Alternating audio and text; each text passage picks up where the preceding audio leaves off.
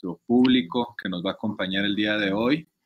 Y nomás para de antemano darle las gracias a todos los que se están tomando el tiempo de conectarse, de darse un espacio, un oasis en su día y que quieren aprender un poquito más de lo que es el mundo de los sustratos desde un enfoque del productor. Nomás para que tengan contexto, tenemos a gente registrada de República Dominicana, de Honduras, de Perú, de Brasil, de Bolivia, de Guatemala, de Colombia, Panamá, Estados Unidos, Chile, España, Venezuela. Entonces, bienvenidos sean todos a este espacio y tenemos a gente que nos acompaña de las instituciones, de la iniciativa privada, empresas agrícolas, empresas proveedoras de insumos, compañeros que son investigadores de la academia, empresas de gobierno. Entonces, sean todos bienvenidos. Un segundo nomás porque Francisco se desconectó, pero de todas maneras queremos dar una tolerancia de unos 5 minutos en lo que se sigue conectando la gente para que aprovechemos esta conversación que va a estar muy, muy interesante.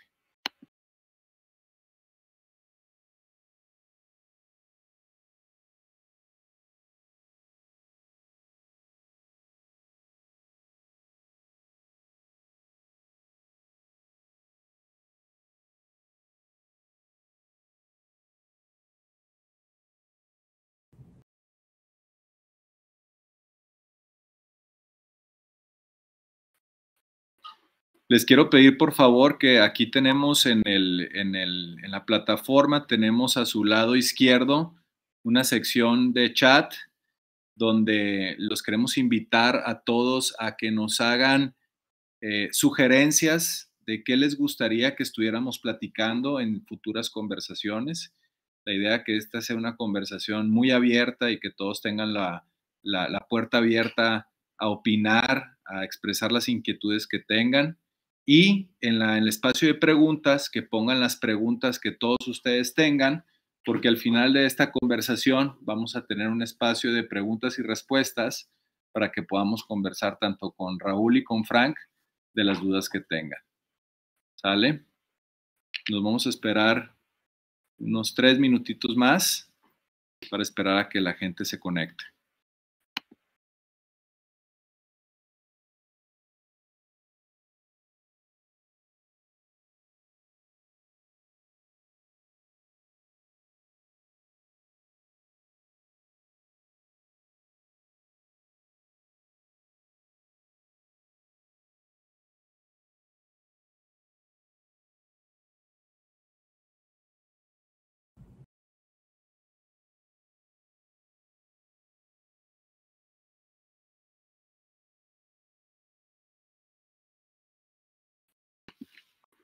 Frank, ¿todo bien con la conexión? Sí, lo único que se corta a veces. Tengo que volver a reconectarme, pero todo bien hasta ahorita. Bueno, perfecto. Aquí se está conectando la gente. Estamos dando un espacio aquí para que se sigan conectando la gente. Y bueno, estamos muy entusiasmados de poder tener esta conversación con Frank y con Raúl, que seguramente va a ser una plática muy rica en contenido. Y como les comento, tenemos gente de diferentes empresas alrededor del mundo. Saludos a la gente que tenemos de Gandules, de Perú, nuestros amigos de Gandules, el ingeniero Mario Castro, gente de Senacica también nos acompaña, gente de Driscoll's nos acompaña. Saludos a nuestros compañeros de Driscoll's, de Planasa, de Blueberries Perú, de Mission Produce, Fall Creek. Bienvenidos sean todos. Gracias por acompañarnos en este espacio. Saludos también al equipo de Didi Who que nos está acompañando aquí el día de hoy. Gracias por formar parte de esta conversación. Gracias a nuestros amigos. Tenemos gente de Sinaloa, gente de Culiacán, gente de Los Mochis. Tenemos gente que nos acompaña del estado de Guanajuato, gente del estado de Jalisco. Nos están aquí mandando saludos también de San Luis Potosí. Saludos desde Honduras, Florencia Flores, el señor Francisco Girón, saludos desde Guatemala, saludos a todos, saludos Alan, Florán, saludos desde Sayula, Junior Berries, Néstor Ponce, un saludo, Gerardo Cepeda, gusto saludarte, gracias por conectarte, Jorge Delgado, saludos.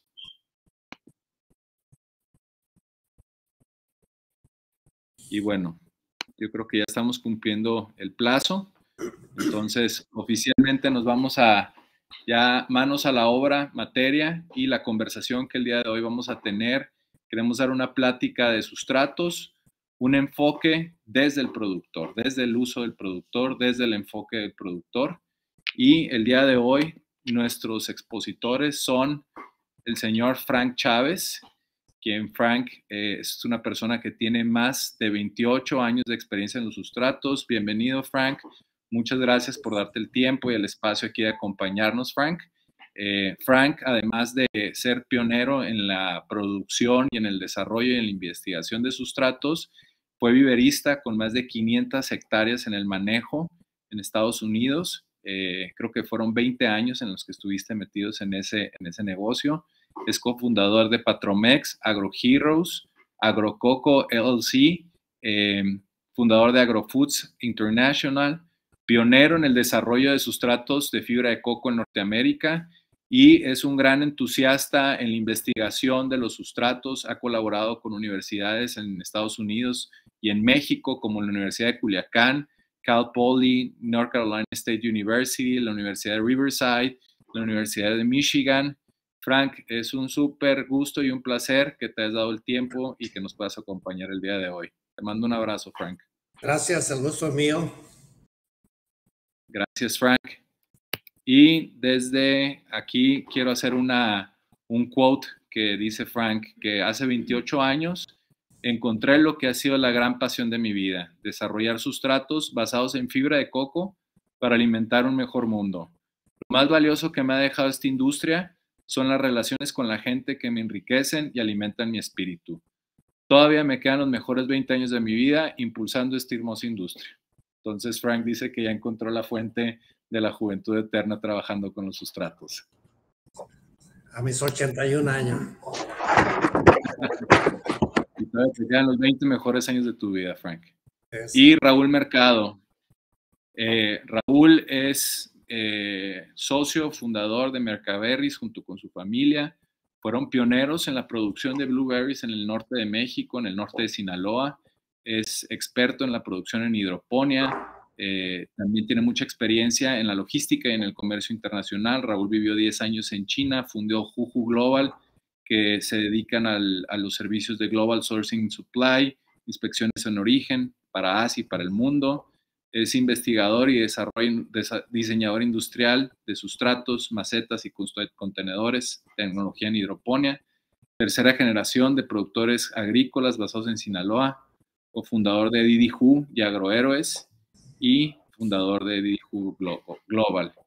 Y Raúl dice que resolver problemas complejos como la eficiencia del uso de agua, consumo de fertilizantes por medio de la innovación en hidroponía, es la única manera de mantenernos útiles y relevantes en la industria agrícola.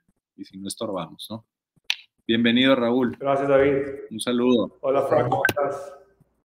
Muy bien, gracias. Y bueno, un poco de contexto, donde se ha trabajado, la experiencia que tiene Frank, la experiencia que tiene Raúl trabajando en el mundo. Son personajes mexicanos, mexicano-americano Frank, y hemos tenido la oportunidad de colaborar en diferentes países, Canadá, Estados Unidos, Hawái, México, Guatemala, Ecuador, Perú, Colombia, Chile, China, y Frank ha hecho algún proyecto en Guam. No sé cómo lo hiciste, Frank, pero bueno, hay una estrellita más al currículum. Así ¿Sale? es, sale. Y bueno, empezamos a tomar materia y vemos el día de hoy que hay una enorme tendencia hacia los cultivos hidropónicos, ¿no? Queremos dar un poco en contexto, Raúl, ¿por qué ves tú la tendencia hacia los cultivos hidropónicos? Porque ves que cada vez son más los cultivos hidropónicos y esta técnica se está adoptando cada vez más en todo el mundo y en diferentes cultivos. Primero que nada, pues es hacer más con menos de una manera sustentable, ¿no? Ahorita la mayoría de los clientes alrededor del mundo te piden que pues, respetes el medio ambiente. Y es una tendencia que debemos estar cumpliendo cada vez más, ¿no? Como agricultores, hablando como agricultores en este caso, ¿no? Y bueno, ¿qué te puedo decir? Aparte de más con menos de forma sustentable, pues te pongo ejemplos, ¿no? De eso. Significa pues en vez de sembrar en el tema de las arándanos 4.000, 4.500 plantas por hectárea, puede brincar hasta 12.000 plantas por hectárea, ¿no? O por ejemplo, en el caso de Perú, ahorita hay muchísima migración a la hidroponía, en particular en coco, donde existen partes, no solamente en Perú, pero en otras partes del mundo que tenemos poca agua, ¿no? O nos cuesta mucho el agua, ¿no? Entonces, si tú tienes 1.000 hectáreas, pues a lo mejor puedes regar las 1.000 hectáreas, pero si lo quieres hacer en hidroponía, o sea, puedes crecer aún más, ¿no? Entonces, hay casos en particular, por ejemplo, en Ica, donde hay poca agua, que hay un agricultor que dice... Oye, al sur de Perú. Sí, el sur de Perú, es correcto. Que dice, yo puedo crecer 2.000 hectáreas en arándano, siempre y cuando estén en hidroponía, o 1.000 hectáreas en suelo, por el ahorro del agua que le trae el coco. Son algunos de los ejemplos prácticos y por lo cual estamos aplicando la hidroponía, no solo en los arándanos, ¿no? En los tomates, en los pepinos, en los chiles, y en todas las berries. Frank, ¿tú por qué ves esta tendencia? Tú que tienes más vida que nosotros, ¿por qué estás viendo esta tendencia cada vez más acelerada hacia los cultivos hidropónicos? Ya me dijiste viejo. No, solamente digo que tienes un poquito más de experiencia. No, en realidad, pues me imagino es como todo. Todo lleva una evolución, cambios. No sé si, por ejemplo, los que han vivido igual o más que yo, antes sistema de riego, o sea, todo está alrededor del sistema de riego. Antes era pues que agua rodada, que inundabas ahí quizá los campos con el exceso de agua.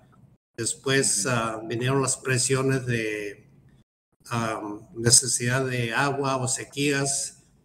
Comenzaron la invención de los aspersores que prácticamente se aprovechaba un 35% del agua a las macetas y el resto pues también era pura agua que no se utilizaba. Y pues ha ido cambiando esos sistemas de riego al grado de que ahora es increíblemente una tecnología tan especial que puedes tú aplicar exactamente la cantidad de agua que requiere cada planta y pues combinado ese sistema de riegos con la nueva tendencia de usar la hidroponía y especialmente ciertos sustratos que pueden retener más la humedad, creo que, como dice Raúl, se está haciendo mucho más con menos y yo creo que es la única manera que se va a poder ir logrando cultivar y producir los alimentos que realmente el mundo va a necesitar, ¿ves? ¿Y genera más calidad esto, Frank? Por supuesto. O sea, bueno, en primer lugar, tienes un mejor control de plagas, crecimientos, productividad por planta. Es cierto, es una inversión más fuerte al inicio, pero tú tienes un ejemplo, lo que he escuchado de el tomate, que en el campo abierto quizás son 14 kilos por metro cuadrado. En cambio, uno de nuestros clientes está sacando 98.6 kilos por metro cuadrado.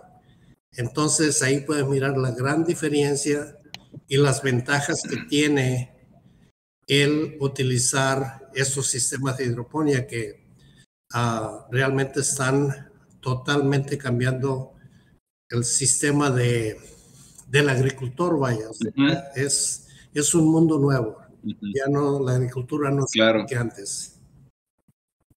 Y yo creo que con patrones climatológicos cada vez menos predecibles y con los recursos hídricos cada vez más controlados y más escasos, pues la hidroponía ya no es un artículo de lujo, ¿no? Ya se ha vuelto una obligación si quieres ser competitivo y si quieres lograr calidad para lograr productos de calidad de exportación y sobrevivir en el mercado, ¿no? Así es.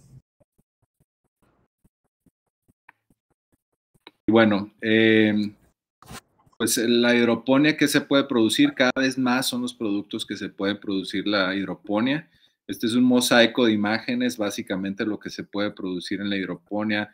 Podemos producir variedades que son muy detallistas y muy exquisitas, como las grape tomatoes, variedades nuevas que tenemos de pimientos, tomates, melones, berries, zarzamoras, berenjenas, melones, fresas. Entonces, es una agricultura, por lo que escucho de ti, Frank, una agricultura de precisión que logra plantas más balanceadas, y al tener plantas más balanceadas logramos fruta de mayor calidad, ¿no? Como la que podemos ver aquí en estas fotografías. Pues uno de los puntos más importantes también que realmente deben de tomarse en cuenta, el uso de ciertos substratos van a darte el beneficio de que puedes ahorrarte hasta un 75% del fertilizante, puesto que tiene mejor retención de los nutrientes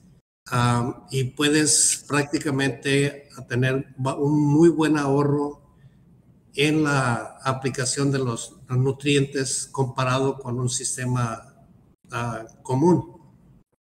Claro, inviertes más al principio, inviertes más en tu CAPEX, pero en tu OPEX, que es tus gastos en la operación, eres más eficiente porque es mucho más preciso, ¿no? Así es. Les recuerdo que están invitados a que hagan preguntas y al final de la sesión vamos a tratar de responder todas las preguntas posibles. Y bueno, aquí una pregunta, un punto muy específico, las bondades de la fibra de coco. Y Raúl, primero me gustaría verlo contigo. ¿Qué bondades ves que tiene la fibra de coco en cuanto al buffer? ¿Qué quiere decir el buffer? Pues una de las ventajas del buffer en el sustrato de coco, le podemos decir, es como un amortiguador, ¿no? Es tener un margen de error que te permite equivocarte un poco en el alimento de la planta en este caso, y que puedas hacer a lo mejor errores, pero luego es tan bueno ese amortiguador que te permite corregirlo, ¿no? Esa es una ventaja muy grande del coco. Y también el coco es un sustrato que dentro de un contenedor te puede durar muchísimo tiempo, ¿no? Entonces, ahorita estamos hablando de variedades que te rinden de 8 a 10 años en los arándanos, por ejemplo. El coco es uno de esos sustratos que te duran toda la vida de la planta, ¿no? Incluso, Frank, si no me equivoco, ahí en uno de tus ranchos tienes ahí un ficus en sustrato de coco que tiene más de 15 años, ¿no? Pues en realidad ya va para 18 años. Pues. Sí. Y ahí está y sigue muy bonito. Oye, Frank, y constantemente tú nos estás recordando que el sustrato de fibra de coco, por sus características orgánicas, viene con componentes naturales que tienen beneficios. ¿Qué es el Aspergillus? Sí, mira, bueno, antes de contestarte eso, quisiera hacer un comentario a las personas que nos están escuchando de que esta conversación que tenemos aquí, pues una forma muy sencilla, espero que de una forma u otra, o por lo menos mi propósito es de que aprendamos de todos los que nos están escuchando también, porque me imagino que tienen algunas ideas ellos o tal vez falten algo que no estemos haciendo bien nosotros como productores, a tratar de aprender de ellos, de qué es lo que necesitan y ir mejorando nosotros nuestros sistemas. Y yo creo que es muy importante que, pues, si alguien tiene alguna opinión o que nos den algunas recomendaciones para mejorar, estamos escuchando todos esos comentarios. Y pues referente a lo que me preguntas de las aspergillos, bueno, hay muchos aspergillos, pero el que me refiero yo, o que tiene la fibra de coco, es el Aspergillus teres, que se genera de una forma muy natural en el coco, en la fibra de coco. El Aspergillus teres, si ustedes, ha habido varios estudios, entre ellos el doctor Carlos Alfonso de la Universidad de Culiacán, es el último estudio que se hizo este año, bueno, finales del año pasado y terminaron este año, donde también se demuestra que nuestro producto tiene niveles o colonias altísimas de las Aspergillus teres que pueden inhibir Pitio, Phytophthora, Fusarium, botrytis. O sea, tiene unas grandes ventajas de que los que han usado el coco, estoy seguro que han visto la raíz más blanca que ha existido, y parte de eso es por ese tipo de aspergillos que el coco tiene. Y referente al buffer, como estaba hablando a Raúl, algunas personas pueden también pensar que el buffer es cuando le agregan algún nutriente a la fibra de coco.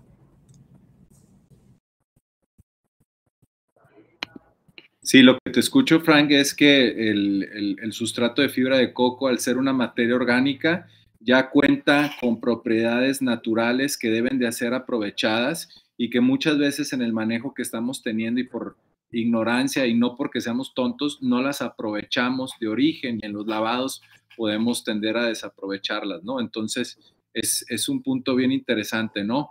Y también una anécdota que alguna vez me contó Frank, que me pareció una perfecta analogía de las bondades que tiene la fibra de coco. Imagínense que un coco cae en las costas de cualquier parte del mundo, ¿no? Y este coco cae y puede estar navegando en el mar durante meses. Y cuando toca, ahora sí que tierra, y que cae una lluvia, con esa pequeña lluvia puede salir una palma de coco en las circunstancias más complicadas posibles, ¿no? Enseguida de la arena, con muchísimas sales, conviviendo con las sales, y de ahí pueden hacer una nueva planta de coco. Entonces, digamos que es un sustrato que por sus características naturales, pues tiene mucha fuerza para resistir muchísimas adversidades, ¿no? Entonces, como parte del buffer, yo creo que esa resistencia que tiene el coco, pues es algo que le genera mucho valor, ¿no? No estoy hablando en términos técnicos, porque seguramente en términos técnicos todo esto que estoy diciendo tiene una palabra alrededor de esto, pero por sentido común, yo creo que todos hemos visto cómo crecen palmeras de coco en los lugares más extraños que te puedes imaginar, y eso es, creo, una analogía muy, muy clara, Frank, que tú has compartido en alguna ocasión, ¿no? Sí, de hecho, por ejemplo, bueno, yo le llamo a la fibra de coco, es el sustrato de la madre naturaleza, o sea, tiene es el sustrato perfecto, o sea, tiene un buen una belleza entre retención de humedad, drenaje, intercambio de aire y pues protege pues por la raíz con esos aspergillos y esos otros elementos que tiene la estopa de coco, ¿ves? Claro. Y bueno, ¿qué es la fibra de coco y sus texturas, no? En la primera fotografía podemos ver lo que le llamamos los chips. Estos son chips, una foto que acabamos de tomar, Frank, de diferentes tamaños, no son todos tamaños, digamos, homogéneos, polvillo de coco y la fibra de coco. Entonces, las granulometrías con las que trabajamos normalmente, que es grado fino, ahí se puede ver claramente en la primera imagen el grado fino, el grado medio y el grado medio grueso. Cada uno de estos grados tiene una curva de retención diferente para lograr algún objetivo agronómico distinto. Si tenemos el grado fino, pues evidentemente lo que estamos buscando es tener mayor retención de agua, grado medio, una mediana retención de agua, y grado grueso lo que queremos es que tengamos un drenaje muy continuo. Ahora, el punto que creo que vale mucho la pena reflexionarlo es la parte de granulometría o curva de retención, porque creo que este es un tema que durante muchos años, Frank, tú has venido proponiendo que el tema de los 70s-30s, los 80s-20s, pues son totalmente diferentes entre una compañía y otra compañía. Entonces, creo que lo que se debe estar buscando es una curva de retención, independientemente del tipo de granulometrías que estemos manejando. Entonces, me gustaría que nos platicaras un poco de eso. Raúl, tú primero, ¿cómo percibes eso? Y Frank, que refuerces este concepto que lo tienes muy claro desde hace muchos años. Pues mira, en palabras bien sencillas para todos entender, pues prácticamente visualmente a nosotros nos gusta ver un sustrato que tenga partículas muy parecidas todos, ¿no? El chip, un chip cuadradito, la fibra, una fibra corta del mismo tamaño y el polvillo igual, de la misma granulometría. ¿Por qué? Porque así nos han venido diciendo los últimos 20 años que así es el sustrato. Sin embargo, la teoría marca otra cosa, ¿no? O sea, en realidad, en lo que nos tenemos que dar cuenta y lo que le tenemos que decir a todos nuestros amigos es la curva de retención. En otras palabras, ¿qué tanta humedad va a estar disponible en ese sustrato, independientemente de cómo se ve la estructura? A nosotros no nos debe de importar si el chip es chico, si el chip es grande, si el chip es cuadradito, si el chip es alargado. Lo que nos debe de importar es qué tanta agua está disponible para la planta. ¿Por qué? Porque si tú tienes la misma disponibilidad de agua en todas tus plantas, por obvias razones vas a tener una planta creciendo al mismo tamaño, una planta produciendo sus frutas al mismo tamaño. Entonces sí es importante entender la diferencia entre un grado fino, uno medio, otra gente le dice el grado 70-30, el 80-20 o el 50-50. Lo que debemos de preguntar es la curva de retención.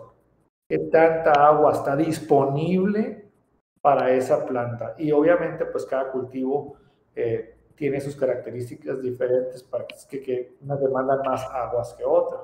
Entonces, nomás como tip, hay siempre que hablar sobre la retención de humedad y el agua disponible, y no tanto de cómo la llaman las diferentes empresas a esa mezcla, ya sea en números 70-30, 80-20 o grado medio, medio grueso, medio fino.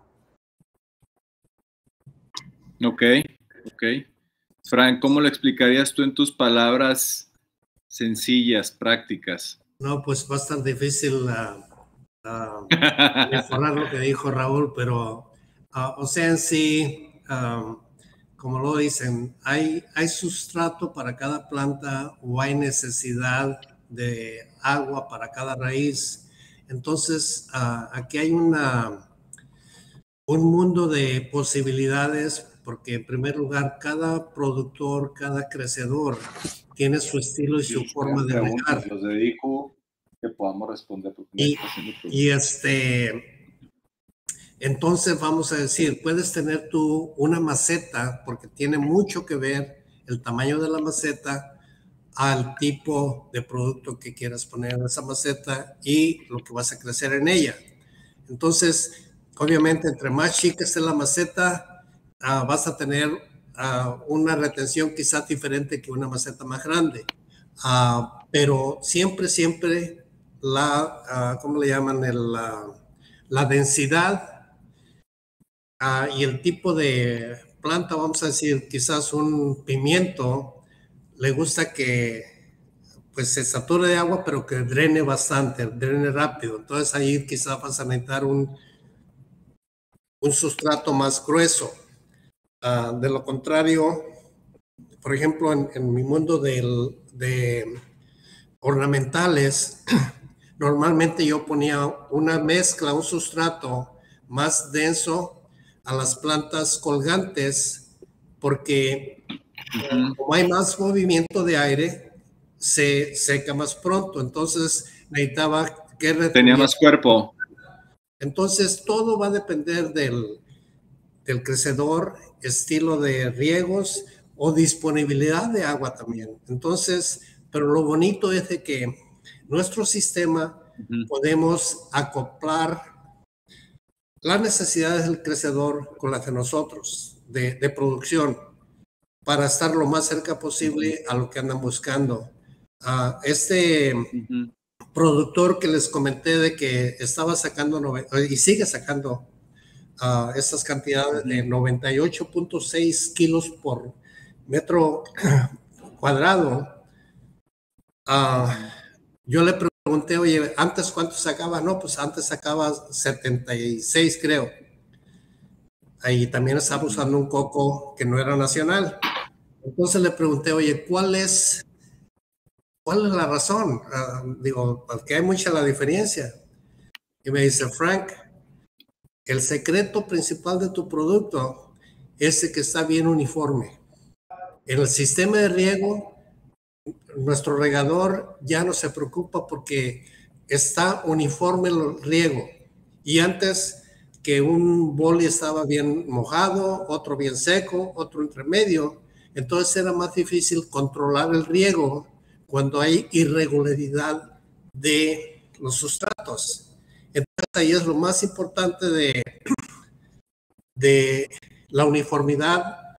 El riego, mucha gente no le pone atención, pero realmente es el que te va a dar a ganar más o te va a dar a perder, cuidando esa uniformidad. Ok. Oye, mira, lo que escucho un poco de los dos es que la mezcla de los tres componentes de las diferentes granulometrías es lo que logra la retención ideal.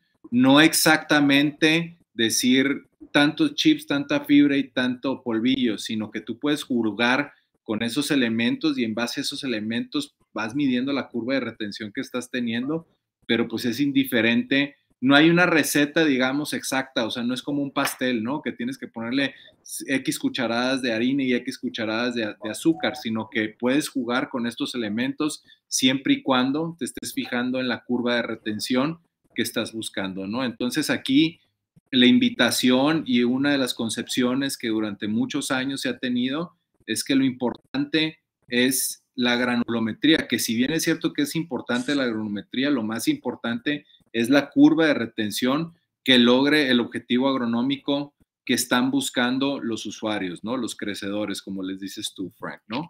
Y aquí hay un comentario que nos hace nuestro amigo, el ingeniero Mario Castro Sevilla. El ingeniero Mario Castro es ingeniero agrónomo mexicano que trabaja en Perú, en la empresa de producción de hortalizas Gandules, y dice, la fibra de coco más agregar tricodermas es un excelente control. Diría que es el complemento perfecto. A mí me sirve demasiado, ¿no?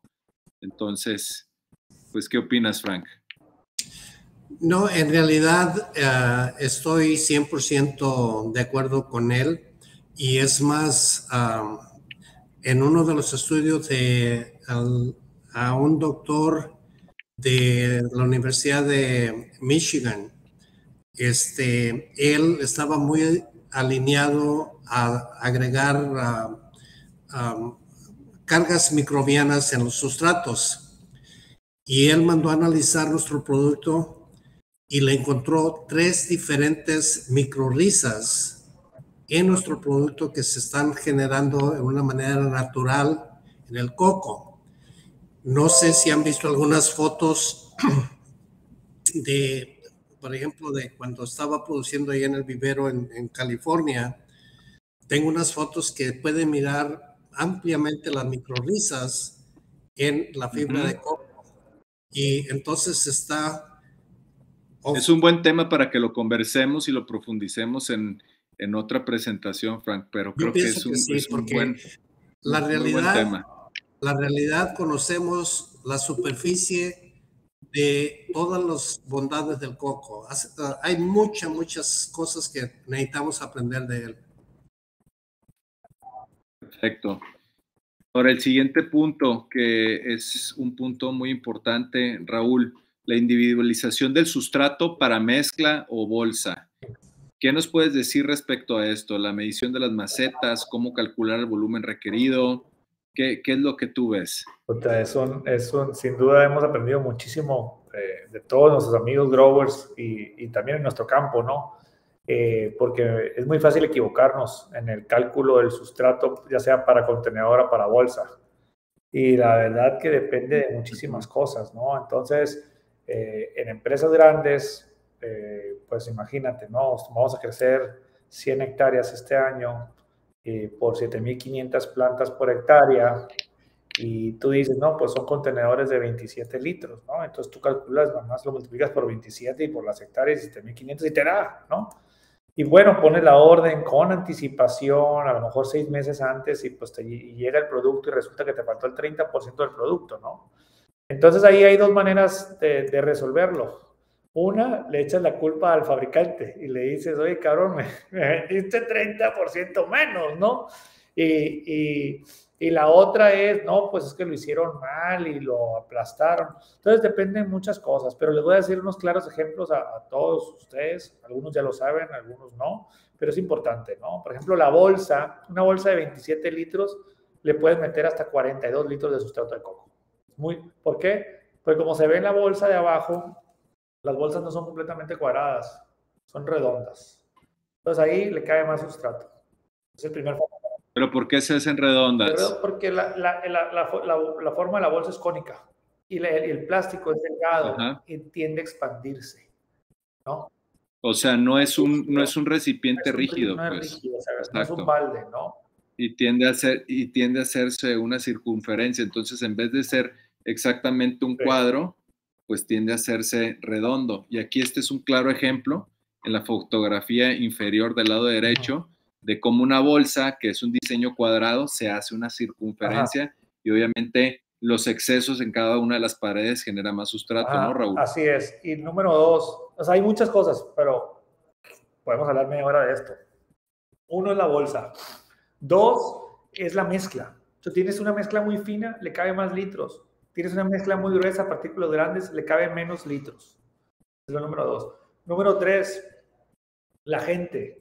Nuestra gente, como tú los enseñes a llenar, le pueden echar ahí y dejarlo más o menos, o lo puedes aplastar con la mano y volverle a echar y aplastar con la mano y volverle a echar. Entonces ahí te va un mundo de litros que te gastas de más, ¿no?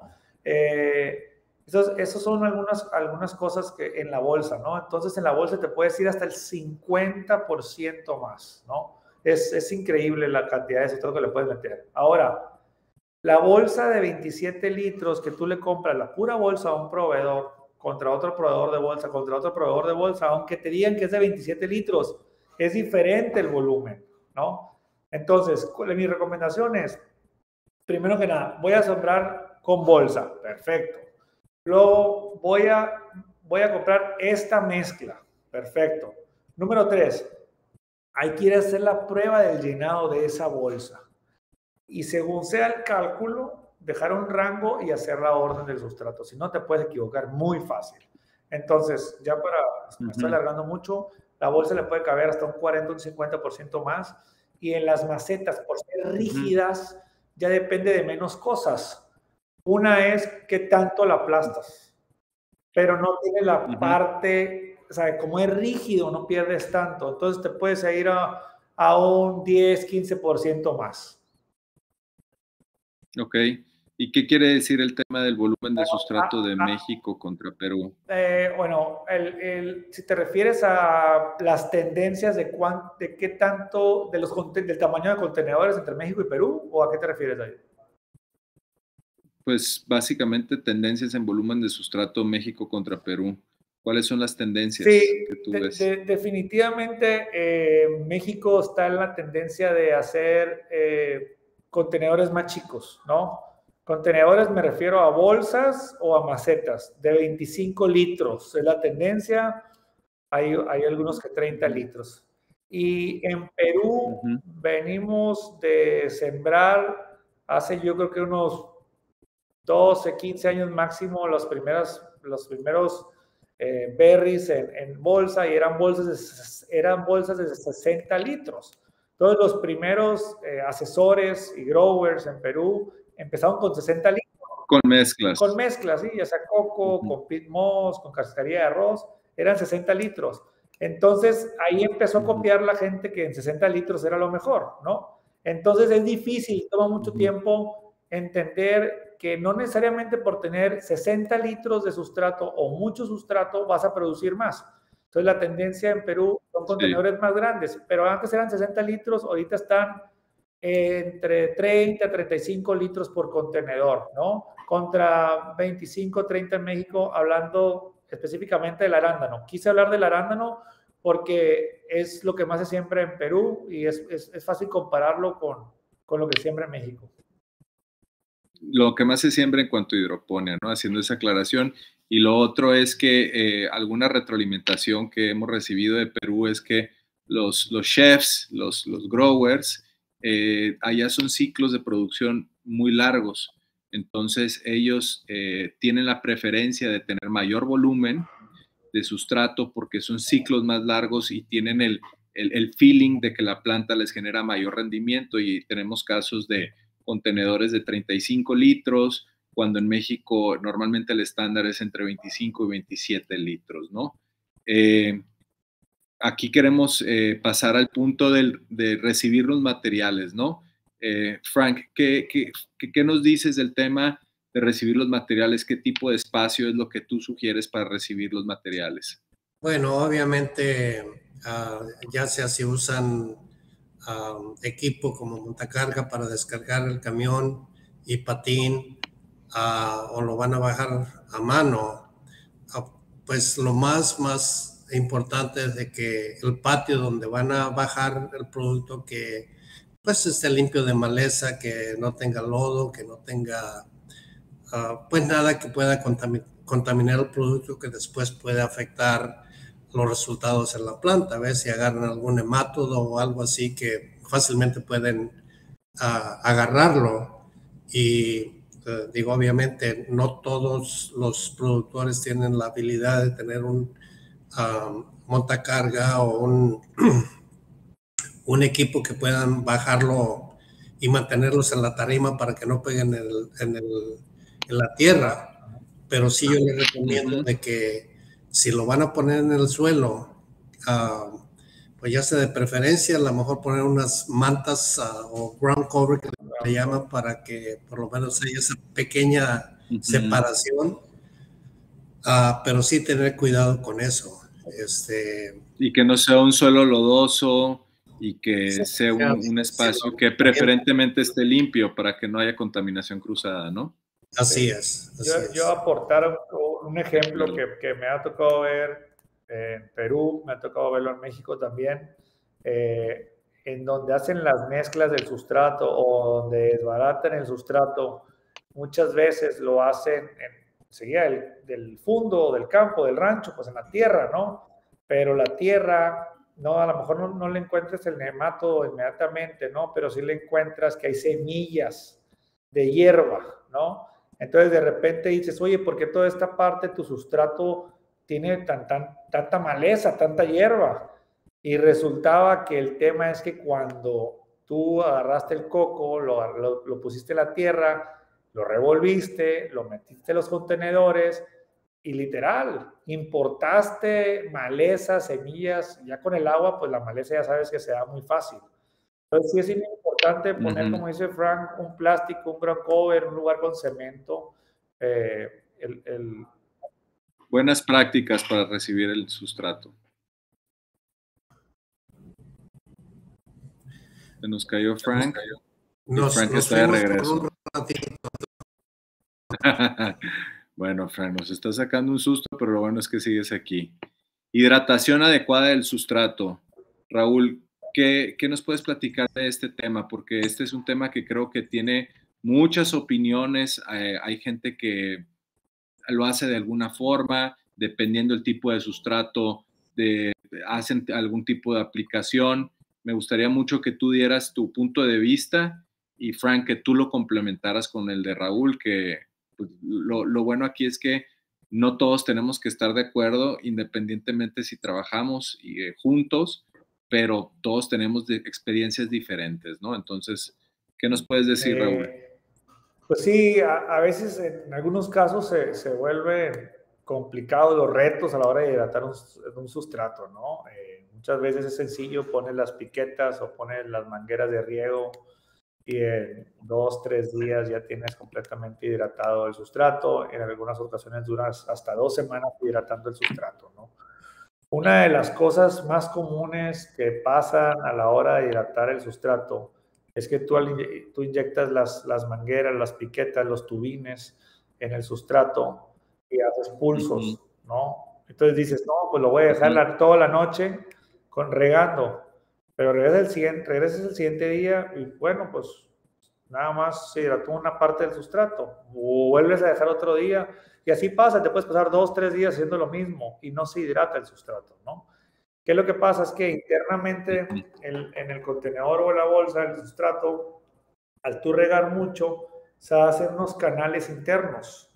Y eso lo que pasa es que el agua que echas, el agua que drena. Es muy difícil. O sea, como dos ríos adentro del sustrato. Si son 4 piquetas, 4 ríos internos, ¿no? Entonces nada más y no se está homogenizando la hidratación del sustrato. No se está homogenizando y depende de muchas cosas, ¿no? De la humedad del sustrato, si son partículas grandes o partículas chicas.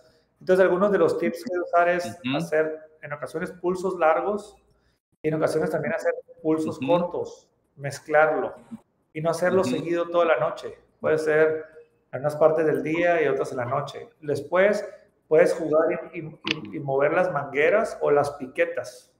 Incluso a veces puedes jugar un poco con la mano aplastando el sustrato para eliminar esos canales, ¿no?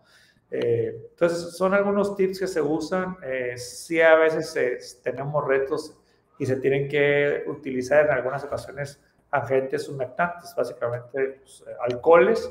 Son muy baratos, pero no hay necesidad de llegar a eso, pero en ocasiones se tienen que utilizar. Ok.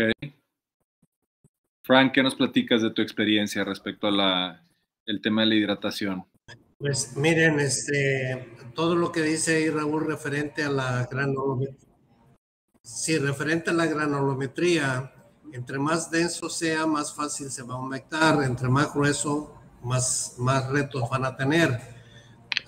Obviamente, en el campo de arándanos o de cualquier producción de hidroponía, el acomodo del campo es totalmente diferente a un acomodo del viverismo. En el viverismo tienen a cada cierta distancia hay unas mangueras, hay una manera de que puedes conectar una manguera con la cebolla o como le llamen. Y de esa forma, obviamente, el golpe fuerte o la cantidad fuerte de agua se va a humectar rápidamente y muy uniforme. Haz de cuenta que las personas que tienen campo abierto y que tienen la maceta y les cae una lluvia, pueden ver eso que estoy hablando yo, pero es muy impráctico en los campos ahí de arándanos, a menos de que ya tengan acomodado un sistema parecido o que usen un sistema movible para estar poniéndole esa cantidad de agua rápida a la maceta. De lo contrario, pues, por ejemplo, todo lo que comentó Raúl es exactamente lo que tal vez se puede hacer. Aquí nos hacen un comentario y dicen, Es muy costoso mover piquetas. Les recomiendo cambiar de duración los pulsos cortos primero y cada vez pulsos más largos.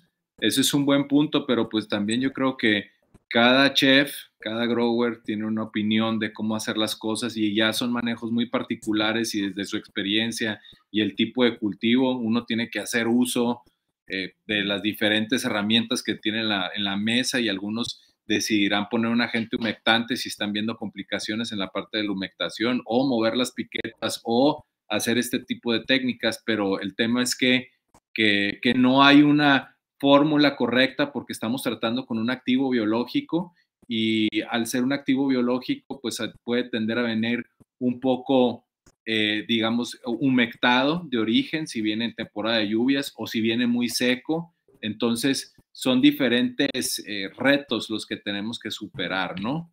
Sí, así es. También, David, pues no es lo mismo hablar de un campo de 3 a 5 hectáreas o a crecimientos de 150 hectáreas. Imagínate mover las piquetas, ¿no? Que te puede llevar todo. Sí, claro. Es como que totalmente. Casi no hay necesidad de mover piquetas. Es simplemente una recomendación. Sí, claro. Y es una muy buena recomendación, claro. Mejores prácticas para lograr la homogeneidad en la aplicación del sustrato.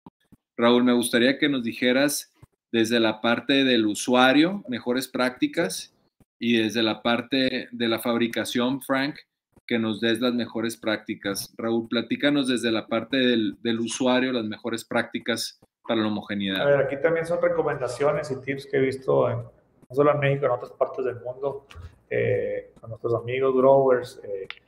Simplemente, por ejemplo, en México, cuando recibes unas big bales, tú llenas a mano las macetas y al final de cuentas vas dejando la última parte del big bale, y lo que pasa es que al final queda todo el polvillo, porque todo el polvillo de esa mezcla homogénea que tienes se va yendo hacia abajo. Entonces, si tú no tienes cuidado con la gente, lo que va a pasar es que esas últimas macetas que llenas van a quedar con mucho polvillo. Al tener mucho polvillo, pues es mucha retención, y vas a tener retenciones diferentes entre tus plantas, ¿no?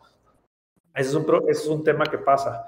¿Qué se recomienda hacer en ese caso? A lo mejor cada 30 bolsas mezclar ese big bale y volver a llenar. Ahora, si te quieres ir a la parte fina y tener una mezcla súper homogénea, es ya que llenas el contenedor, ahí mismo hacerle revolverlo con otra maceta más grande para que quede perfectamente uniforme. A ver, también volvemos al tema de esta persona que nos comentó las piquetas, que es muy difícil. Sí, estoy hablando de crecimientos chicos que puedas hacer ese tipo de cosas, ¿no? Si estás hablando de 100, 150 hectáreas, pues no aplica ahí, ¿no? En el tema de los bolis, por ejemplo, ¿qué pasa? A veces los bolis se transportan por miles de kilómetros, ¿no? Entonces, lo que va pasando es que va vibrando los caminos y el polvillo va para abajo. Entonces, una buena práctica hacer es que el boli vaya volteado al revés, para que todo ese polvillo vaya al revés, o sea, vaya la parte de arriba. La parte de arriba, donde es la parte que vas a tener la planta por primera vez del vivero, y vas a tener mayor polvillo en la parte de arriba al lado de la plantita. Es una práctica interesante, ¿no? Por ejemplo, en Chile, en Perú, que la mayoría es sustrato de Sri Lanka y la India, ahí sí hay más temas todavía, yo creo, de homogeneidad, porque lo que hacen es hidratar bloques comprimidos que traen la mezcla de lo que es chips, fibra y polvillo, y lo ponen en tinas de agua, ¿no? Muchas veces se les pasa la cantidad de agua, y al pasarse su cantidad de agua, se te va el polvillo para un lado, se te va los chips para otro lado, y así, ahí sí es un desastre. Entonces, se requiere tener la cantidad de agua adecuada y no pasarse para tener la mejor mezcla posible en este caso. Y bueno, hay otros tips que se pueden dar, pero creo que Frank ahí me puede ayudar a compensar algo. Bueno, en referencia a los big bales, a las pacas grandes, a las personas que han recibido pacas grandes, si se fijan, cuando llegan a su destino van a mirar más polvillo abajo que en la parte de arriba. Entonces, cuando el sustrato está con una humedad de abajo de 18-19%, va a ser mayor la rapidez con que se mueve el polvillo. Entonces, una de las recomendaciones y prácticas que yo usé en mi vivero era de cuando llega la paca, para abrirla la volteo para que quede el polvillo arriba, pero a la vez, cuando comienzo a tratar de desbaratarla, humectarlo, porque al humectar el sustrato, entonces sí se va a mantener bien homogéneo todo, porque el polvillo no se mueve. Pero hay un problema.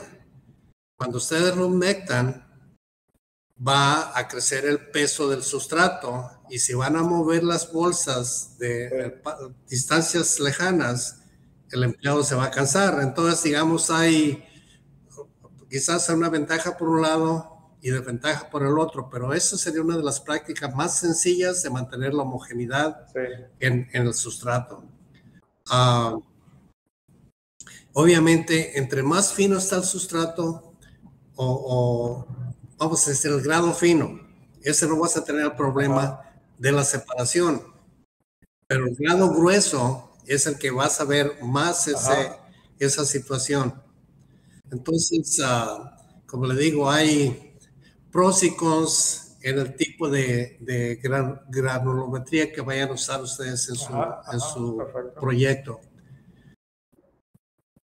Pero recuerden una cosa, es una inversión muy fuerte el iniciar un negocio o una producción de arándano, de frambuesa o de fresa o de lo que ustedes quieran. Entonces, tienen que medir bien las consecuencias de que si no se hacen las cosas de la mejor manera posible al inicio, iniciando con la buena humectación del sustrato, pueden tener consecuencias muy negativas y pueden afectar la productividad por la planta o digamos, la ganancia final. Entonces, tomen mucho en cuenta eso. Cuando estén ustedes trabajando los sustratos, tratar de cuidar que se hagan las cosas de la mejor manera posible para que no haya ese error y que pues les afecte económicamente. Es súper importante yo creo que es un apoyo de ambos, tanto del usuario final como el del productor. Quisiera así es, contestarle una pregunta a Javier Betancourt, es amigo de nosotros, colombiano, ya te vi que estás ahí presente, y nos pregunta, ¿por cuánto tiempo puedo tener la fibra de coco en el campo bajo macrotúnel, pero sin sembrar la planta y que no sufra deterioro o contaminación? Lo hago para saber si puedo ir ganando tiempo en organizar el campo mientras llegue la planta, ¿no? Bueno, o sea, depende de muchos factores, ¿no? Pero si yo tuviera que contestar muy rápidamente, ¿no? Y porque conozco el tipo de tecnología que utilizaste para tu campo, tú puedes tener hasta un mes, puedes poner tus plantas, puedes tener tu coco un mes, hidratar sin problema, incluso pues allá hay mucha lluvia, con la misma agua de la lluvia se puede ir hidratando, y si no, con tus piquetas, ¿no?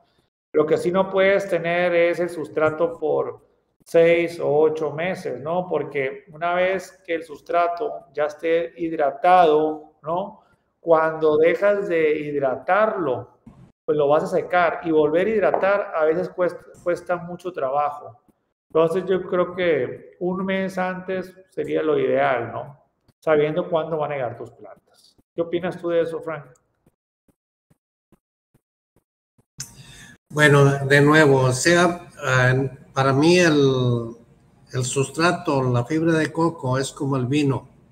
Ajá. Entre más tiempo pasa, mejor. Yo tengo pacas que tienen 10 años ahí en el vivero, allá en California, y el producto en excelentes condiciones, pero está tal como llegó. No se desbarató ni nada. Si están hablando de bolis, ya regresé. Por ejemplo, sí si salgo, los bolis, Sí. los extrañé, perdón. sí, ahí estoy. Problemas Ahí, técnicos, pero ya estamos de regreso. te fuiste a dormir. Adelante, Frank, perdón. Lo que sucede, sí, lo que sucede es de que si tú tienes un boli, por ejemplo, lo que explicó Raúl es exactamente lo que va a suceder. Digamos que se lo hidratas y luego después se seca, vas a tener un problema. Pero si se guarda tal como Así es. va empaquetado, yo considero que puede durar bastante tiempo sin ningún deterioro de calidad. Sí, yo mi pregunta la contesté. Estoy de acuerdo contigo, Frank. Lo contesté como que siento que Javier nos preguntó eso. ¿Cuándo puedo ya instalar el coco abajo del macrotúnel? Porque ya quisiera hacerlo antes de que llegue la planta. Entonces mi recomendación es, pues ponlo ya, pero ten en cuenta que la planta te llegue en un mes y medio máximo, porque no tiene caso llevarte el sustrato, hacer todo el trabajo, puede haber viento, se pueden caer los contenedores, pueden pasar muchos factores, ¿no? Pero si tú lo tienes en su empaque normal, puede durar meses, y exactamente, entre más viejo el sustrato, va a estar mejor. Un saludo ahí a Javier y Martín, que son emprendedores muy tenaces, que están haciendo uno de los primeros proyectos de arándanos en la región de Antioquia, en Colombia, ¿no? Y bueno, aquí retomando la conversación, me encantaría que platiquemos un poquito de los mitos y realidades de la fibra de coco, desde el enfoque de la experiencia y la aplicación. Frank y Raúl, ¿qué puedes decir, Raúl, primero que nada, en cuanto a los mitos y realidades? Pues mira, lo que usualmente la mayoría de los growers decimos es que hay que lavar el coco, ¿no? Hay que lavar el coco porque tiene sales, que las conductividades te pueden estresar la planta, te pueden matar la planta. Hay que bajar las conductividades a 0.3, 0.4, 0.6 para plantar, porque las sales no son buenas, ¿no? Pero aquí hay algo bien importante. Las sales, que es la conductividad, tenemos sales buenas y tenemos sales malas, ¿no? Entonces es bien importante saber qué sales tenemos en ese sustrato. Si tienes conductividades altas y tienes sales que son de sodio, ahí sí aguas, ¿no? Pero si tienes sales que son buenas, como es el potasio, no hay ningún problema en plantar. Yo lo que recomendaría es, muchas veces, tú puedes recibir el sustrato, lo hidratas y tú plantas, pero cuando plantas ya llevas 3, 4, 5 días, una semana regando el sustrato. Ese sustrato ya se está lavando por sí solo, ¿no? Entonces, con simplemente de hidratar, de homogenizar la humedad, ya estás lavando. Aparte, cuando plantas, tarda algunos días en que la raíz navegue y toque el sustrato de afuera. Entonces ya para ese entonces ya tienes un sustrato que no le va a pasar nada a tu plantita, ¿no? Esa es una de mis recomendaciones. Si no quieres batallar, si no quieres tomar el riesgo, si no quieres hacer análisis de agua, entonces sí lava, ¿no? Y así ya no vas a tener problema. Pero pues estás tirando mucho dinero a la basura, muchos nutrientes que ya trae el coco por su naturaleza. Sí, normalmente yo siento y considero que es una inversión muy buena de mandar a analizar a un laboratorio para que vean qué sales son las que trae el producto. Obviamente si trae, como dice Raúl, sodio o algunos cloruros, pues vas a tener que cuidar un poquito eso y ver cuál es la máxima cantidad que puede soportar la planta, y si es la cantidad de partes por millones de sodios o de cloruros que tiene, está en el línea así entre medio, pues tal vez sí vale la pena lavarlo, echarle una buena cantidad de calcio y darle una lavada y listo. Pero si no, por ejemplo, si ustedes comparan cualquier producto asiático con el nacional, van a mirar una gran diferencia, que el producto nacional, el nuestro, tiene niveles muy altos de potasio, pero muy bajos en sodio y a los micronutrientes están en un balance magnífico en nuestro producto. Entonces, al lavarlo, están ustedes desperdiciando elementos muy valiosos en el sustrato que puede asimilar la planta y ahorrarse ustedes pues un buen tiempo de estar alimentando a la planta. Pero creo que es una buena inversión el mandar el producto al laboratorio.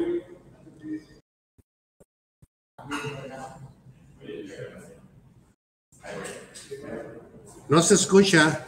Cuando llega, perdón, Frank, cuando llega el producto al campo, mandarlo al laboratorio, hacer un análisis y ver qué tipo de sales tiene, si son sales buenas, y en base a eso ver qué es lo que podemos aprovechar.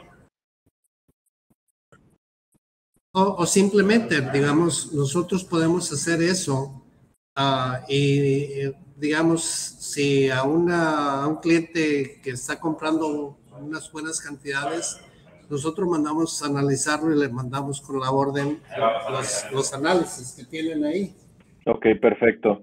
Mira, aquí nos hacen aquí un comentario, el señor Fernando Herrero, en Sinaloa, nos dice, Ricardo Alonso dice, yo manejo sustrato de fibra de coco, me llega en bloques, lo hidrato en planchas de concreto, saturándolo de agua para que se desbarate. La idea es que sea uniforme el riego, para que sea homogéneo el mojado, ¿no? Y Frank, platícanos de los huesillos de coco, porque este es un tema que nos has platicado muy en corto, de análisis que has hecho en conjunto de universidades. ¿Qué quiere decir este tema de los huesillos de coco, Frank? Sí, pues mira, por ejemplo, en nuestra producción nosotros nos llega a estopa con el huesillo pegado y estopa sin el huesillo pegado. Diseñamos nuestro equipo que puede moler de los dos tipos. Platicando con uno de los doctores de la Universidad de Riverside, hizo unos ejercicios y unos análisis sobre el producto con el huesillo. Y uno de sus comentarios de él, bueno, son varios, pero no quiero aburrirlos aquí, pero el más importante, especialmente a las producciones de largos ciclos, el huesillo, como nunca se desbarata, se descompone, es un buen elemento para que mantenga ese drenaje, aún que pase 1 año, 2 años, pues obviamente se mantiene ese espacio donde puede drenar mejor y que hay el intercambio de aire en la raíz, que es una de las grandes ventajas de una raíz saludable, ¿ves? Entonces es algo positivo. Ahora también si me meto en microbiología, o sea, todos las personas que aplican cargas microbianas en el sustrato, es una belleza el huesillo también, o sea, es muy funcional, o sea, hay muchas ventajas. Obviamente no todo el sustrato va a llevar el huesillo porque depende de dónde está saliendo el producto, si es que hicieron copra o si vendieron el coco como fruta. Ok, perfecto. Preguntas también aquí que queremos contestar. Nos hace una pregunta que me parece muy interesante. Dice, ¿se recomienda aprovechar el agua de lluvia para hidratar la fibra? ¿Qué nos puedes decir, Frank?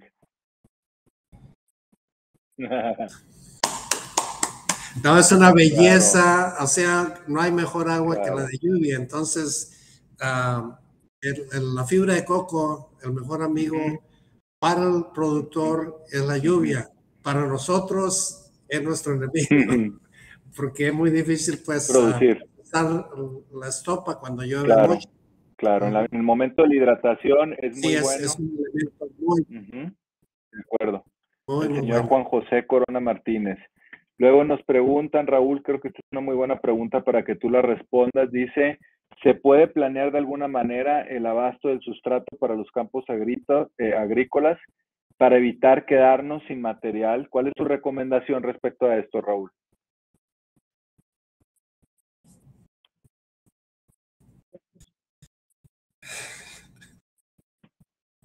Raúl, no se escucha, estás en mute. No se oye. Es que estaba practicando a ver si salía bien la respuesta, pues. Oye, no, es que es bien importante la planeación. La planeación es súper importante. Creo que cada vez lo entendemos mejor, ¿no? Después de varios golpes que pasamos en el 2020, en el 2021, con la pandemia, ya planeamos más para hacer nuestras órdenes, ¿no?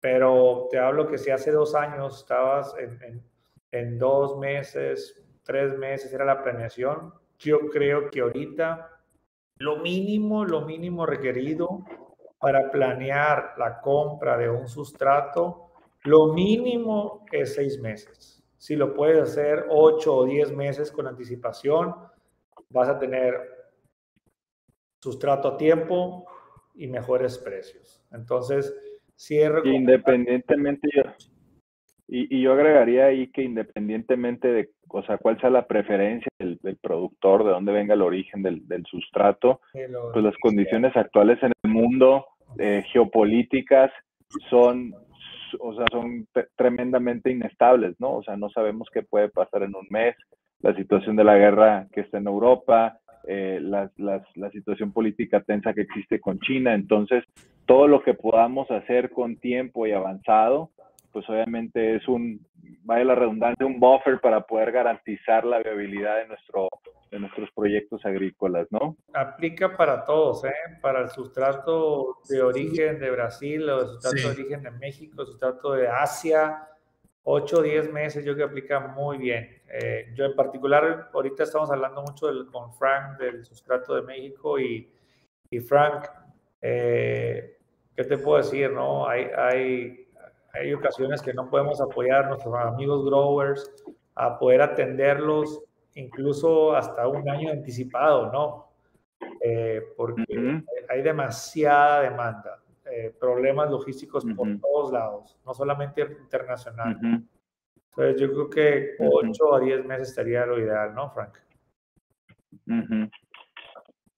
Sí, o sea, por ejemplo, yo tengo un par de clientes que al principio del año me dan su necesidad para todo el año. O sea, me mandan prácticamente el pedido de todo el año. Esos clientes nunca les he fallado. Siempre han dependido de los entregos a tiempo.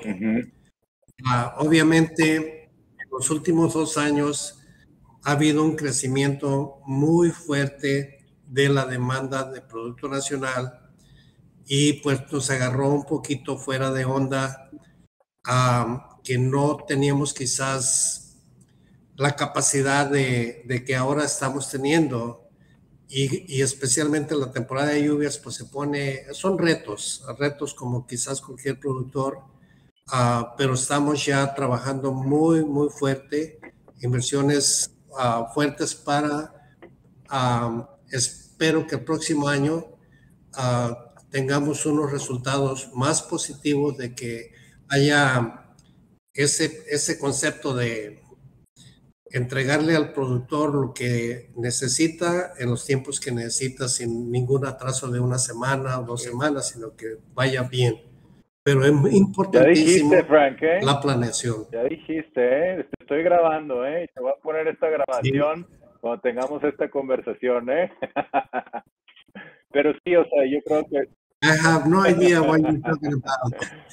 Pero sí, yo creo que todo este tema se está generando, no nomás en la industria del sustrato, sino en diferentes industrias se está generando una regionalización de todos los materiales, y en concreto en la industria de los sustratos, pues la lógica es que los sustratos y los materiales sea de América para América, ¿no? Entonces, esa es una tendencia y una preferencia que deben de tener muchos productores.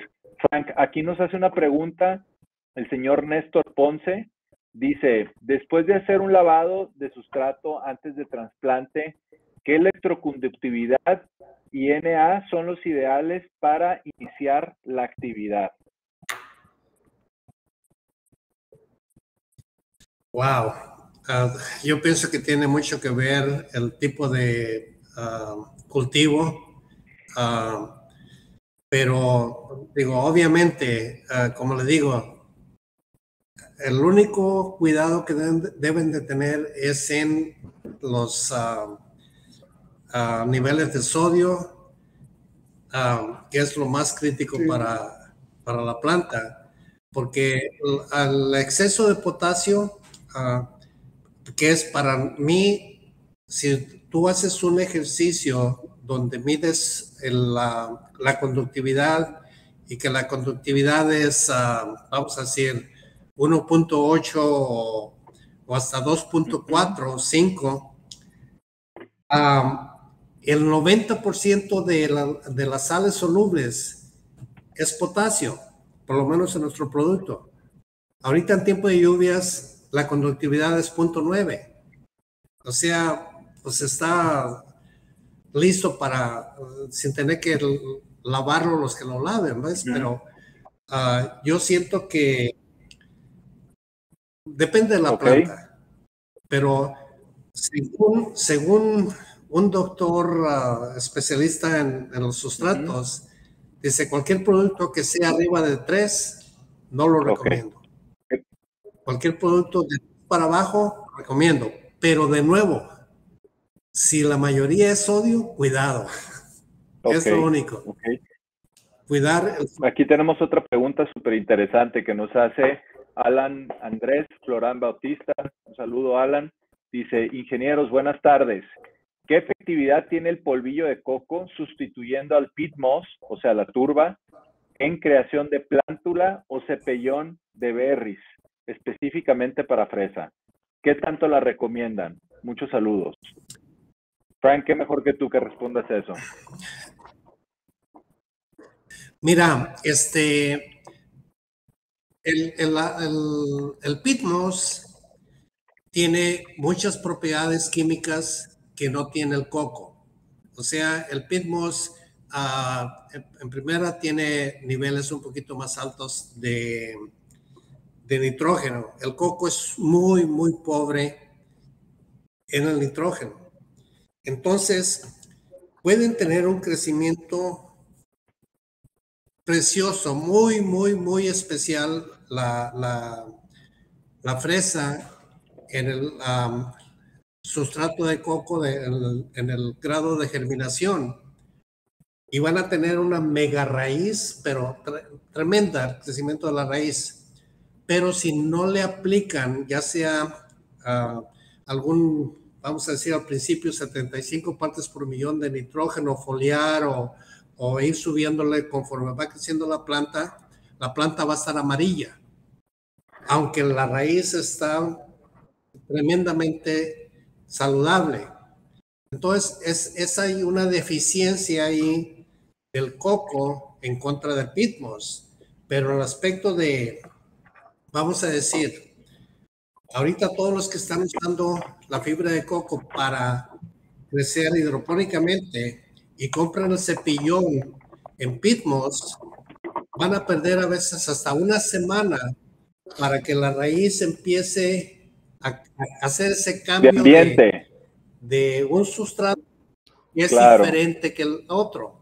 En cambio, si lo hacen con el coco y lo ponen en el coco, y tiene toda la lógica del mundo eso, Frank, pero digamos todo lo que estás diciendo, porque es un mismo medio, digamos, en una granulometría muy fina, donde las plantas en una etapa temprana, en una etapa bebé, se sienten muy cómodas, se sienten muy arropadas en una fibra de coco que es polvillo, digamos, una fibra muy fina, y cuando haces el trasplante a un medio para, ya sea en la parte de reproducción o en la planta de que se van a hacer hijuelos, pues pasas a un mismo medio orgánico, ¿no? Y no estás llevando a la planta a otra atmósfera, a otro ambiente. Entonces, o sea, desde una perspectiva de sentido común, pues, o sea, hace todo el sentido, ¿no? Y me parece que es como todo, ¿no? O sea, gran parte del tema del manejo de las plantas es muy parecido al manejo de los seres humanos, ¿no? O sea, si estás teniendo... Y mira, por ejemplo, todo el mundo sabe que el peat moss es más y más difícil conseguirlo y más caro. Entonces va a llegar el momento en que, bueno, obviamente ya aquí Agrohéroes está trabajando en algunas ideas por ahí, pero yo siento que va a haber muchos crecedores de semilleros, podríamos decir, que se van a brincar al coco. Bueno. Y va hay que estar listos para ayudarlos, Frank. O sea, hay que estar listos para ayudarlos. Oye, Frank, pues esperemos que sí. La pregunta de Alan, y yo creo que también por ahí iba la pregunta, es si el coco sirve para los viveros, ¿no? Entonces, tú, pues, ¿cuántos años, desde hace cuántos años trabajas en los viveros con coco? Sí. Yo, entonces, pues ahí desde está, el ¿no? 94. No es una novedad trabajar con polvillo de coco en los viveros, ¿no? Simplemente hay... De hecho, mi inicio para entrarle a este mundo que me apasiona ahora fue porque tenía problemas para reproducir unas plántulas y fue cuando inicié a usar el polvillo de coco, aunque era una verdadera cochinada, pero poco a poco fuimos aprendiendo a cómo usarlo. Pero estoy seguro que conforme esté disponible el producto que tenemos pensado tener, casi puedo asegurar de que va a ser muy difícil de que la gente se regrese a usar el peat moss. Perfecto. Vamos a tratar de contestar todas las preguntas aquí que nos hacen y tenemos una pregunta de la señorita Patricia Llana Apaza y dice, referente a la medición del pH y conductividad eléctrica del sustrato de fibra de coco con la planta ya instalada, ¿cuál sería el procedimiento más exacto que se acerque a la medida real de la fibra? Gracias. ¿Te queda clara la pregunta, Frank? Mi respuesta es de, si está la planta en la maceta, que agarre la maceta, la sature totalmente y reciba lo que drena, lo reciba en un vasito y ahí toma las medidas tanto de electroconductividad como del pH. Ok, perfecto. Oigan, pues se nos cayó aquí la presentación, Fernando, ayúdame aquí. Aquí está. Listo.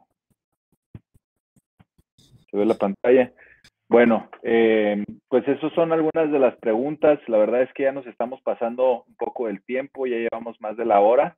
La invitación aquí es que nos visiten para que podamos profundizar en este y muchos temas relacionados con los sustratos y la hidroponía en el stand que vamos a tener en la Expo Agroalimentaria en Guanajuato, el stand 310 y 311, donde vamos a estar presentes ahí para servirlos, para atenderlos, para echarnos a lo mejor una cervecita ahí y lo que les podamos ahí servir y atender, pues ahí va a ser un gusto platicar en persona.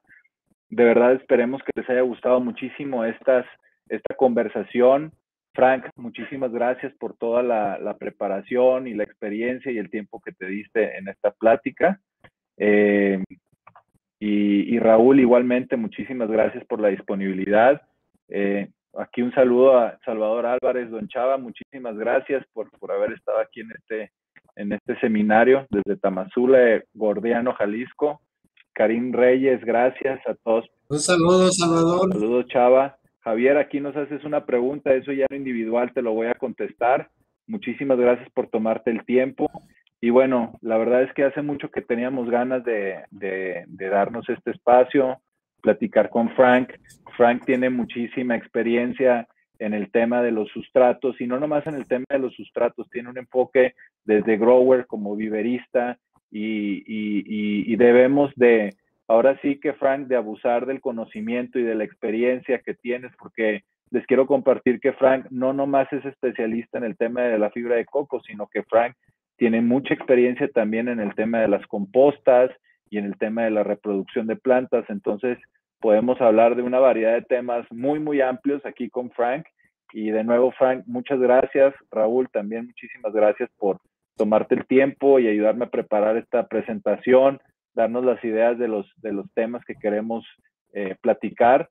Y bueno, a toda la audiencia de diferentes partes del mundo, Colombia, Panamá, Estados Unidos, Chile, España, Perú, etcétera.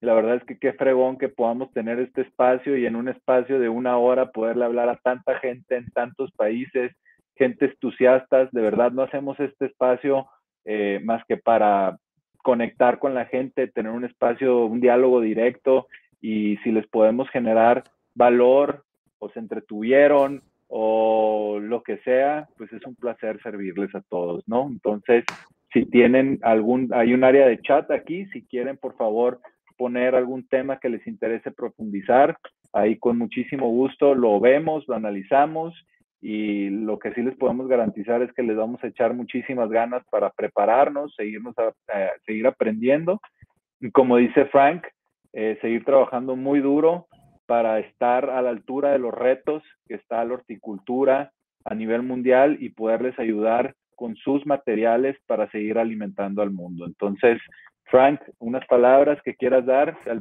para finalizar. No, pues en realidad muchas gracias por la oportunidad de tener este espacio aquí. Hay algunas cosas que yo siento que podemos mejorarla siempre y cuando pues haya esa retroalimentación.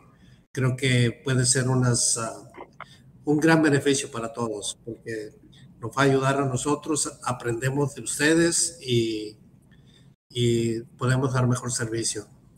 Y pues gracias a todos. Frank. Raúl, unas palabras para despedirnos. No, igual, gracias a todos los que estuvieron el tiempo de estar en el webinar. Vamos a preparar bien algunos webinars muy interesantes. A lo mejor para algunos unas partes puede que sean aburridos porque ya es una parte técnica, pero pues tenemos todo tipo de audiencia, ¿no? Una audiencia que le gusta algo más normal, más coloquial como lo que estamos hablando, y hay otros webinars que van a ser una parte mucho más técnica, nutrición, enfermedades, manejos. Y pues bueno, ahí el equipo de marketing les va a estar haciendo llegar las invitaciones. Y pues ojalá y sigan participando. Para nosotros es un gusto tratar de en esta hora y media que platicamos, pues compartir las experiencias que tenemos. Nos están preguntando si esta grabación la vamos a tener disponible. Tenemos un canal de YouTube que se llama wearediddywho.com. No, wearediddywho, perdón. Ahí vamos a subir esta plática y ahí van a poder tener la plática y la van a poder ver a su tiempo, etcétera. Y bueno, muchísimas gracias a todos. Frank, me debes un puro y un tequila para que podamos celebrar que hicimos este primer ejercicio y rompimos esta barrera. Muchas gracias a ti, a Raúl y a todos los que se sumaron. Pues mira, aquí, ¿dónde está? Bueno, tú ya estás listo. Ahora que nos veamos en Irapuato, Frank. ¿Sale? Saludos. Ya mando un dijiste. abrazo. Muchas gracias, Sí. Hasta luego. Gracias a todos los Gracias a todos. Saludos. Hasta luego. Hasta luego. Muy bien.